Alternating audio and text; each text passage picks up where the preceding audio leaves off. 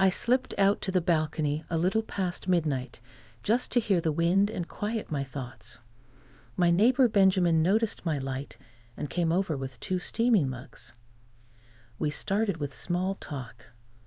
We ended up sharing the kind of truths people usually keep in locked drawers.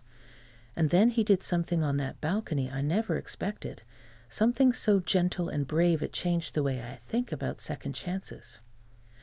Before I begin, tell me in the comments what city you're watching from. I love seeing where everyone is tuning in from, and I read every single one. The night had that silvered after-midnight hush our building gets when the TV sets finally go dark and the freight train out past the river is the only loud thing left. I was in my robe and old slippers, the ones with a threadbare heel, feet propped on the rail. The air smelled like cut grass and someone's late laundry, warm and soapy. All day I had held my breath through meetings and emails, and the kind of phone calls where you nod even when no one can see you. At 49, I'm better at keeping a straight face than I ever was, but the truth is it still costs me. That's why I come out here. The balcony doesn't ask for anything but time. Across the courtyard, a porch light flicked on. Benjamin's. He lives 1 floor down and over, close enough that we wave when we pass in the parking lot, but far enough that I don't know how he takes his coffee. He's the neighbor you borrow a ladder from, the one who keeps spare AA batteries. Quiet. Solid. Sometimes I catch him out early on Saturdays, kneeling in the narrow strip of soil by the fence, coaxing tomatoes into doing what he wants with a patience I envy. I didn't call to him. I just let my eyes drift, the way you do when you don't want to make a decision. But a minute later, I heard the soft clink of a gate, and then his steps on the stairs, measured and unhurried. He appeared by my railing with 2 mugs, and that careful half-smile people wear when they're not sure if they're interrupting. Couldn't sleep, he said. I made chamomile. Thought maybe you could use one. It was such a simple kindness that my throat stung. I made room beside me on the little bench and pulled my robe tighter. Thank you, I said. You read me right. Is it all right if I sit for a bit, he asked. Only if you want the company. I do, I said, and I meant it. He folded himself into the corner, leaving a respectful palm's width between us, the sort of distance that says I'm here, not pushing. Steam feathered up from the mugs. He cupped his with both hands, warming them. In the glow from my balcony light, I could see the silver in his beard, the laugh lines that took the edge off his seriousness. A train horn wailed, far and soft. We let it pass through. We started with the weather, because that's the law of small talk, and then edged into jokes about the building's ancient elevator and how it seems to stop on every floor when you're late. He told me about the squirrel that keeps burying peanuts in his herb planters. I told him about the tenant above me who line dances to old country music every Wednesday night. We laughed quietly. We sipped. Silence, when it came, didn't feel like a test. It felt like a blanket. He set his mug down and glanced toward my living room, where a stack of framed family photos leans against the wall waiting for me to choose a place to hang them. Are those your kids?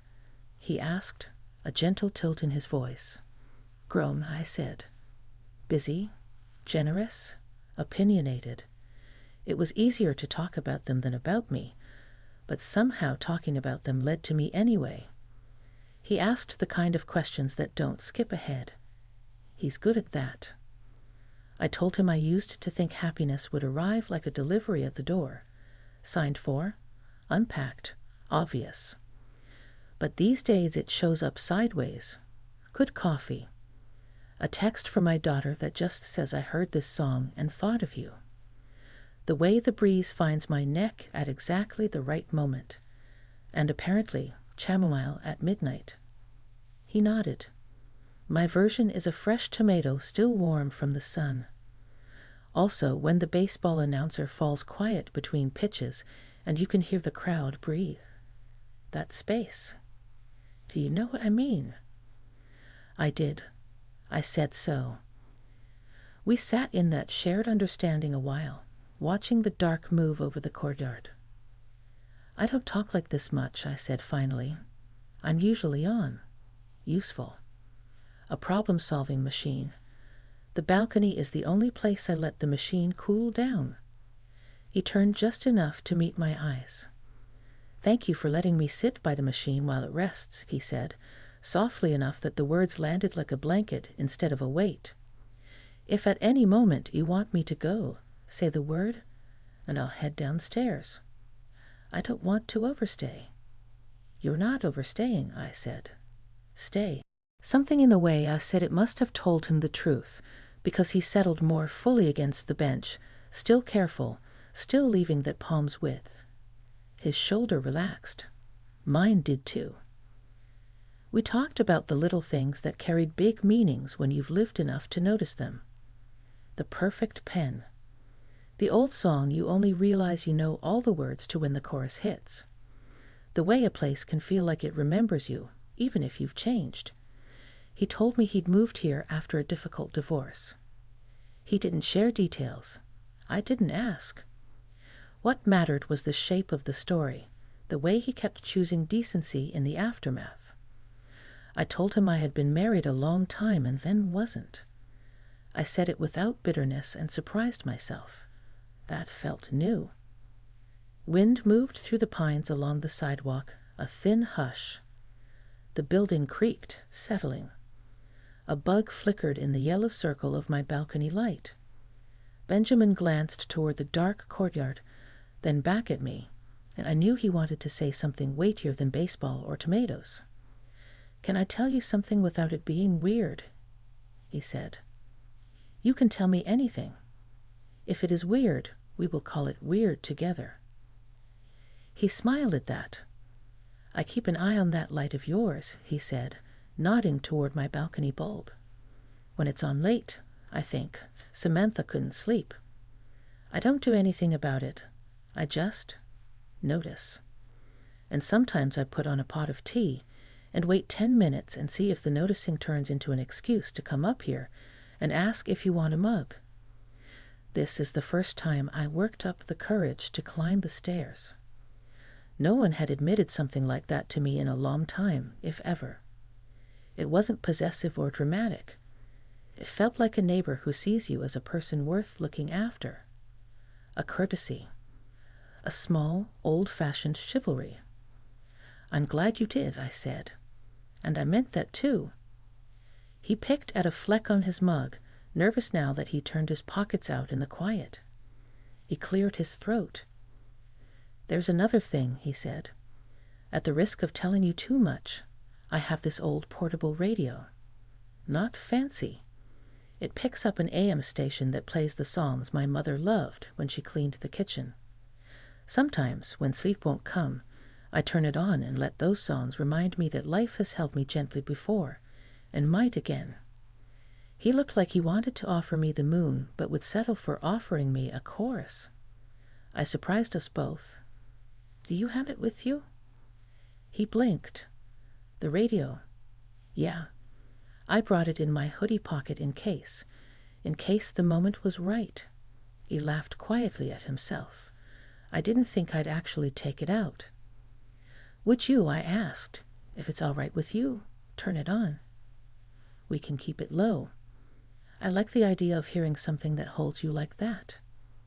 He asked with his eyes first, then with words. "Are you sure? If at any point it feels like too much, I'll turn it off. Say the word." I nodded. "Please." He set his mug on the little table, reached into his pocket, and pulled out a scuffed black radio with a silver dial and a tiny antenna that stuck up like a curious finger. He thumbed the wheel, and the speaker offered a wash of static, followed by a warm, wobbly trumpet and a woman's voice from another century. It sounded like a room you'd stayed in once, long ago, where the window faced a lake. The volume was barely above a whisper. It was enough. We didn't speak for a while. We just let the music turn the balcony into a small dance hall. Somewhere between the second and third song, a breeze lifted the hair at my neck, and I felt the urge to stand, to sway a little, to let my body remember something my mind had filed away under not necessary. I set my mug down and rose. Benjamin watched me with a question on his face. "I can sit back down," he said immediately, "or go. Your call." "Don't go," I said, "and don't sit. Come stand with me, if you'd like. We can just be awkward together." His relief was quiet but visible. He stood, keeping the palm's width distance even now. The radio crooned a slow rhythm. I swayed, barely. He matched me barely. Two people anchored to a small square of concrete 5 floors up, letting an old song loosen something that had grown too tight. "May I," he asked, "offer you my hand? If it's not comfortable, say no. I won't be offended." I looked at his hand. It was work rough, clean, steady. I placed my fingers in his. We kept it simple, a slow side to side, like married couples do under string lights in backyards at the end of a summer party. It felt almost ceremonial, like we were promising to be gentle with the next 5 minutes. We weren't performing for anyone. The only audience was the potted fern, the sleeping apartments, and the faraway train. "I didn't see this coming," I said. "Me neither," he said. "But I'm grateful for it. And I want you to know, if any part of this makes you uneasy, we can stop. No explanations required." I squeezed his hand, a quiet yes. The radio slipped into a tune I half remembered, and my throat caught. "My mother used to hum this while she folded towels," I said, surprised at the memory. I hadn't thought about it in years. He smiled, soft. "Then this is a good one to be standing still for." Time is strange in moments like that. It stretches and thins and curls back on itself. I noticed things I wouldn't have if I'd been hurrying. The tiny chip in his thumbnail, the way our shadows overlapped on the wall, the exact note the singer held before the chorus. When the song ended, he let my hand go before I had to decide whether to let go myself. The courtesy of it made my eyes warm. We sat again, a little closer now, but still careful. The radio whispered. He told me he was learning to build birdhouses in his workshop because after the divorce, he needed to make something with a beginning and an end. I told him I write lists I never intend to finish, just to feel the comfort of an order that doesn't mind being disobeyed. He laughed. "You and I might be on the same team," he said. "Maybe we are," I said. We were quiet then. The good kind of quiet. The kind where you can hear your life making room for a new piece without scraping anything else you value. It was late enough that the first birds were fussing lightly in the hedge when Benjamin glanced toward my sliding door. "I should get out of your hair," he said, but he didn't stand. Instead, he inhaled, as if deciding whether to risk something. "May I make a strange request?" "Go on." "Would you sometime let me cook you dinner on my balcony? Nothing fancy, just what I know. Grilled chicken. Those tomatoes I keep trying to convince to behave. And that radio, if you want it. If not, silence is fine too. If you'd rather never, that's also fine. I don't want you to feel cornered by a neighbor with a radio and opinions about herbs." He had a way of laying out choices like a deck of cards. Face up. No tricks. I looked at him and saw not just the man in front of me, but the life he built after something hard, a life steady enough to leave a light on for someone else to notice. My answer rose without ceremony. "I'd like that," I said. "Not tonight, but soon." He nodded, almost imperceptibly, as if any louder a response might startle the moment. "Thank you," he said. And then, with the same courtesy he'd shown all night, "Would it be all right if I walked you just to your door? I don't want to intrude. I just want to make sure you get in, and then I'll head down." "Yes," I said. "Walk me to the door." We stood. He turned the radio off and slid it back into his pocket, as if tucking the night safely away. On the threshold, I reached for the handle and paused. The words that came were unscripted, and yes, a little unbelievable for someone who'd sworn to keep her defenses neat and polished. "Benjamin," I said, "I'm glad you watched for my light." He held my gaze, steady but gentle. "I'm glad you left it on." The lock clicked. The door slid open. The night breathed against my back. And that is where I will leave you for now, because what happened next belongs to the continuation of this story, to the part where the balcony's quiet follows us inside and asks us both what we're willing to learn about ourselves. When I closed the sliding door behind me that night, I didn't expect to hear Benjamin's footsteps on the stairs again so soon. But 2 evenings later, my balcony light burned late, and just like before, there he was, steady, unhurried, carrying something small in his hands. This time, not mugs, but a shallow wooden box with grooves along its sides.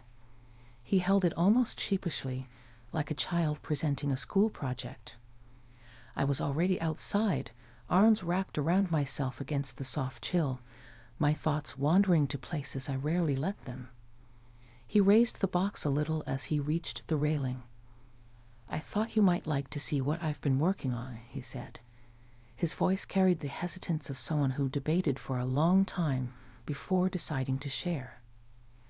I invited him in with a tilt of my head. "Show me." He set the box between us on the bench.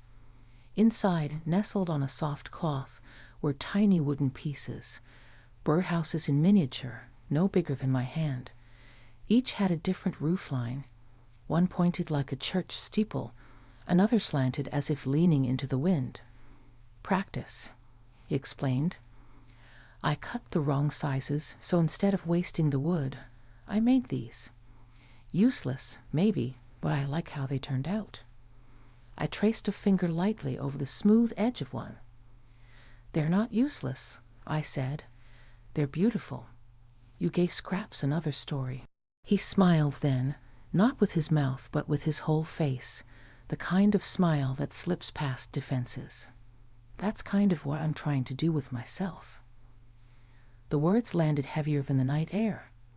We sat with them, letting silence do the work of acknowledgement. A neighbor, a man I'd known by little more than polite nods, was revealing his rawest truth in the space of 2 evenings. And here I was realizing that my own scraps, dreams I'd folded away, pieces of me I convinced myself were too jagged, might deserve another story too. The radio appeared again, like an old friend. He kept it low, the kind of volume where the music is more breath than sound. A song hummed through, strings and a woman's voice, low and velvet. He didn't ask this time if I wanted it. He just turned the dial carefully, giving me the chance to say no. I didn't. We leaned back, shoulders close enough that warmth bowled across the narrow space between us. He asked, "Do you ever feel like the world expects you to keep going without stopping, no matter how tired you are?" I laughed, a sound that wasn't really humor. "All the time. But sometimes, when I stop, I'm scared of what I'll hear in the quiet." "And tonight?" His question was soft, a hand extended. "Tonight," I said, "the quiet feels less like judgment and more like permission." He nodded, maybe because it isn't just yours anymore. Something in me stirred at that. I looked at him, really looked, and noticed the way his hands rested, not fidgeting, just patient. His presence felt like a safe harbor, not a demand. I realized how rare that had become in my life. The minutes stretched into an hour. We talked about things you don't usually say to someone who lives one floor down. Regrets that linger, joys too small to share at the dinner table, the ache of wanting to be seen for more than your role. He told me about nights he'd sit in his kitchen, wondering if solitude was strength or just loneliness in disguise. I admitted I'd been afraid to let anyone in too close since the day my marriage ended, afraid they'd see the cracks I'd polished over. Benjamin listened without interruption. When I faltered, he waited. When I rambled, he steadied the pace. Not once did he push for more than I wanted to give. Respect wrapped around every word, every silence. The radio drifted into another old tune, and without thinking, I reached out and touched his arm.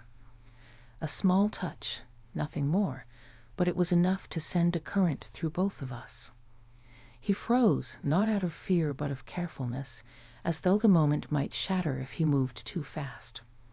His eyes searched mine, asking the question he didn't voice. "Yes," I whispered, answering what he hadn't asked aloud. His hand covered mine then, warm and sure. We didn't rush. We didn't pretend this was something it wasn't.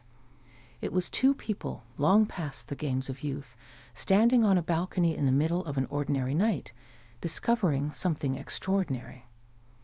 The kind of connection that doesn't demand fireworks. It glows steady, like a lamp you didn't realize you needed until the room darkened. He leaned closer, so close I could feel his breath feather against my cheek. He paused there long enough for me to know he would wait forever if I needed him to. And in that pause, I felt choice settle in my chest, not pressure, but freedom. I tilted my head just slightly, closing the space between us. It wasn't the kiss of young lovers rushing through infatuation. It was slow, reverent, as if both of us understood what it meant to open the door to trust again. His lips were warm, steady, asking and never taking. I answered gently, with all the care of a woman who has lived enough to know what matters. When we parted, the world didn't look different, but I did. My heart, long cautious, allowed itself a deep breath. His thumb brushed the back of my hand. "I didn't expect this," he said, voice barely above the night sounds. "Neither did I admitted. But maybe that's what makes it real." We sat again, closer now, the distance gone. The radio played on, unnoticed, until the battery gave a soft crackle and silence replaced the song. But the quiet no longer frightened me, because beside me sat a man who had